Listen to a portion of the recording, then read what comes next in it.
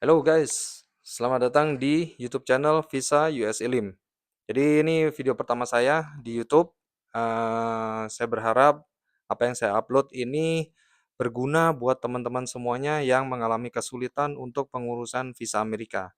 Ya jadi untuk di video kali ini saya cuma memfokuskan tiga ya. Yang pertama adalah perkenalan diri saya.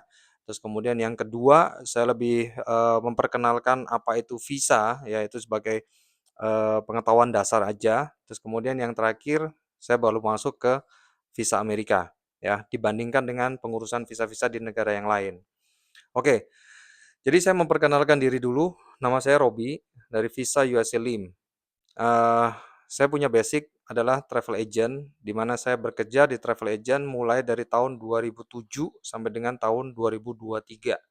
Mulai dari tahun 2007 sampai dengan tahun 2023 itu banyak sekali visa yang saya urus, yang saya bantu urus. Jadi kita nggak pilih-pilih ya. Semua visa saya urus. Jadi mulai dari Asia seperti Cina, Jepang, Korea Selatan, kemudian masuk Australia, ada New Zealand, terus kemudian Schengen, ya Eropa, UK, terus sampai dengan Amerika, Kanada itu semua kita urusin. Ya, cuman per tahun 2023 itu saya sudah hanya fokus mengerjakan visa Amerika saja.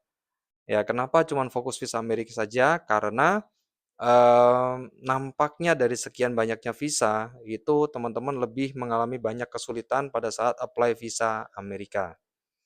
Oke, jadi untuk pengetahuan dasar dulu ya guys, sebelum kita mulai segalanya, karena ini juga video pertama, jadi kita sendiri itu perlu tahu visa itu apa. Ya, visa itu adalah izin masuk ke suatu negara, ya. Jadi sebelum kita masuk ke negara tersebut, kita harus apply yang namanya visa. Ya, ada beberapa negara juga yang hubungan diplomatiknya sama Indonesia juga sudah mulai bagus, itu tidak memerlukan visa. Tapi mayoritas itu memerlukan visa, guys. Ya, contohnya Cina aja sudah membutuhkan visa. Ya, jadi ada beberapa persyaratan-persyaratan yang harus kalian kumpulkan untuk apply visa. Ya, jadi intinya visa itu adalah izin masuk ke suatu negara. Nah, kalian kalau misalnya mau mendapatkan visa itu yang pasti harus mempunyai paspor. Ya, jadi karena visa itu sendiri ditempelnya di paspor, ya kan. Jadi kalau kalian nggak punya paspor, ya visa itu mau ditempel di mana, gitu loh. Ya, kalian keluar negeri, kemanapun kalian mau pergi itu juga membutuhkan paspor. Ya, mohon maaf saya harus jelaskan seperti ini karena sebelum-sebelumnya dari tahun 2003 saya sudah mulai, mengurus visa Amerika dan masih banyak pertanyaan-pertanyaan seperti itu yang bahkan nggak tahu kalau misalnya paspor itu dibutuhkan pada saat pengurusan visa, ya. Oke, visa itu adalah izin masuk ke suatu negara, jadi kita boleh artikan kita itu memohon masuk ke negara tersebut dengan tujuan yang cukup jelas, ya, dan harus jelas ya dari awal, oke. Nah, sekarang saya masuk ke materi, US Visa, ya. Bisa saya katakan US Visa atau visa Amerika ini adalah visa dengan cara apply terunik di seluruh dunia. Ya, saya tadi sudah bilang saya bekerja di travel agent, sekian banyak visa saya sudah kerjakan, tetapi memang benar, visa Amerika ini visa yang paling unik pada saat apply, ya, pada saat apply. Kalian juga pasti tahu ya, jadi kalau misalnya kalian apply visa negara Cina, Jepang, Korea Selatan, Australia, New Zealand, atau Schengen bahkan UK ya kan, Kanada ya, itu mereka menggunakan persyaratan-persyaratan dasar yang cukup rumit. Ya, persyaratan-persyaratan dasar. Saya katakan persyaratan dasar karena persyaratan-persyaratan itu wajib ada. Ya, wajib ada itu artinya tidak boleh tidak ada. Ya, persyaratan itu apa aja? Satu, misalnya kalian harus ngisi form. Kemudian yang kedua, pasti pembayaran visa. Yang ketiga, paspor. Ya, terus kemudian selanjutnya kalian mungkin diminta KTP, KK, akte lahir, akte nikah, surat keterangan kerja, rekening koran, referensi bank, ya. Kadang ada yang lebih ribet daripada itu, ada yang sampai minta ke PPh 21, wajib pajak kalian. Ya, Itu adalah persyaratan-persyaratan dasar kalau kalian apply di negara lain. Nah, kalau di Amerika, hampir itu semua tidak dibutuhkan. Ya, mungkin ini ya yang bikin visa Amerika itu sulit untuk didapatkan beberapa banyak orang, gitu ya. Jadi visa Amerika sendiri pada saat kalian apply, persyaratan dasarnya, ini kita bilang dasar ya, persyaratan dasarnya hanya satu, form. Formnya itu pun online, guys. Kemudian yang kedua, uang visa, ya pembayaran visa. Kemudian yang ketiga, paspor. Dan yang terakhir, foto. Ya, persyaratan dasarnya hanya itu. Nah, terus sisanya gimana? Sisanya itu, kalau dari pengalaman saya pribadi, itu tergantung dari kejujuran kalian, gitu ya. Jadi kejujuran kalian, tapi kejujuran itu sendiri sebenarnya ya dilengkapi dengan cara kalian berargumen, terus cara kalian menunjukkan bukti-bukti juga. Ya, oke, kita bahas satu persatu ya, mulai dari visa Amerika. Guys, visa Amerika saya rasa visa yang paling unik di seluruh dunia karena dia hampir tidak membutuhkan data, tapi dia lebih fokus ke interview atau wawancara atau yang dinamakan dengan tatap muka.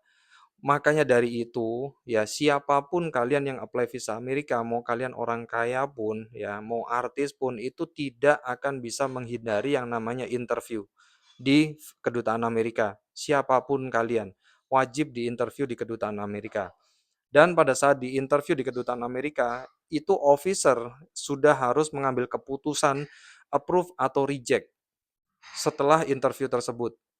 Ya, ada beberapa kasus yang mungkin sama mereka ditunda keputusannya, ditunda itu maksudnya paspor kalian diambil, ya, tidak dinyatakan reject atau tidak dinyatakan approve, tapi harus menunggu beberapa saat karena kalian harus diinvestigasi lebih lanjut, itu ya. Nah, Eee, dari sekian banyak visa yang saya kerjakan, saya cukup yakin dan saya yakin sekali sebenarnya Amerika tidak terlalu membutuhkan banyak data karena mereka lebih mempercayai yang namanya tim investigasi. Ya, saya benar-benar percaya kalau, kedutaan Amerika punya tim investigasi. Apa aja yang perlu diinvestigasi? Banyak, ya mulai dari data DS-160 kamu, tujuan kamu ke Amerika, terus kemudian, sosial media kamu, pekerjaan kamu, mungkin juga sampai dalam keluarga kamu. Jadi banyak sekali yang jadi pertimbangan mereka untuk menginvestigasi kamu, ya. Dan investigasi itu terjadi sekitar 1 minggu, 5 hari, atau bahkan 3 hari sebelum kalian diinterview. Nah, makanya itu kalau kalian, sadar ya, kadang ada beberapa teman-teman atau beberapa, orang-orang yang apply visa Amerika itu hanya ditanya satu atau 2 pertanyaan dari officer, kemudian langsung, keluar keputusan, either antara reject atau approve. Nah, itu adalah cara kerja tim investigasi. Artinya ada beberapa teman-teman atau beberapa klien itu, eee, beberapa orang yang apply visa Amerika itu bahkan sudah ketahuan hasilnya sebelum kalian di-interview, gitu loh. Jadi interview itu sebenarnya cuman sekedar, formalitas. Formalitas kalau tim investigasi itu sudah menyatakan kalian approve atau reject ya, ini saya katakan itu ya. Cuman gini loh, mayoritas itu, yang menentukan adalah officer, ya karena mereka harus mempertanyakan beberapa hal yang perlu dipertanyakan kepada kalian, gitu ya. Jadi intinya percaya nggak percaya guys, pada saat kalian diinterview, hari kalian diinterview itu sebenarnya officer yang berhadapan dengan kalian itu sudah tahu apa yang mau dipertanyakan kepada kalian. Jadi dia mencurigai apa, itu dia sudah catat dan dia sampaikan pada saat dia ketemu dengan kalian. Ya, itu satu keyakinan saya. Makanya sebenarnya kadang-kadang, teman-teman yang interview dan merasa nervous ini ya, mereka yang justru mengalami kegagalan karena pada saat ditanya sama officer, si officer tuh menganggap seakan-akan ini lebih banyak mencari alasan gitu, ketimbang, ngomong satu kebenaran. Ya, ini dari pengalaman saya pribadi ya, guys, ya, dari pengalaman saya pribadi, kedutaan Amerika itu lebih respect, atau lebih menghargai kepada kalian-kalian yang berkata jujur. atau menjawab jujur dengan jujur. Apapun kondisinya itu kalian jujur, mereka lebih menghargai. Ketimbang kalian berbelit-belit, kalian cari alasan, terus kemudian apalagi kalian berbohong sampai dengan memalsukan data, ya. Jadi, terkadang settingan di DS160 itu, terjadi blunder sendiri atau mengalami kesalahan-kesalahan yang dilakukan sama diri sendiri gitu ya. Nah, tapi kadang-kadang, penyetingan DS160 itu bisa memperkuat diri kalian. Jadi memperkuat diri kalian tuh artinya gini, kelemahan kalian itu bisa disembunyikan di DS160 sebenarnya. Ya, terus kemudian keunggulan kalian itu bisa ditonjolkan di DS160. Nah, itulah yang saya lakukan selama ini untuk pengajuan visa Amerika untuk membantu teman-teman yang mau apply visa Amerika supaya mereka bisa berangkat ke Amerika. Ya, jadi guys, sementara sekian dulu video dari saya tentang visa Amerika. Ya, semoga konten-konten berikutnya bisa membantu kalian untuk, lebih banyak tahu tentang visa Amerika, lebih banyak informasi tentang Amerika, dan kalau suka dengan video ini boleh subscribe supaya setiap kali saya, upload video kalian bisa dapat. Lalu boleh bantu saya dengan komen guys, kalau misalnya ada yang mau mempertanyakan tentang pertanyaan-pertanyaan tertentu ya, itu saya akan jawab di video berikutnya. So, thank you guys, sampai ketemu di video berikutnya. Bye-bye.